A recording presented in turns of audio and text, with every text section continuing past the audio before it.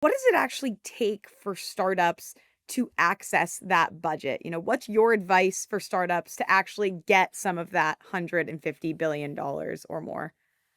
Sure. I mean, I think first and foremost, you have to have a great ground game and know who are your stakeholders and champions. So, the best way to be able to put funding for your capabilities is to have access to available contracts, right? Because when you think about the overall acquisition system, yes, you do need a requirement or a need, you do need a budget, but you also need the little a part, little acquisition, the contracting piece of it.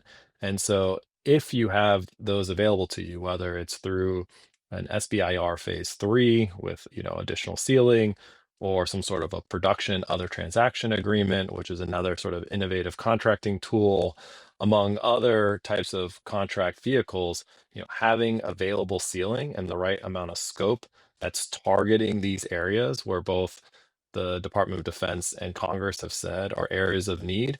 This is the way that you help then your stakeholders quickly execute funding against these lines of effort.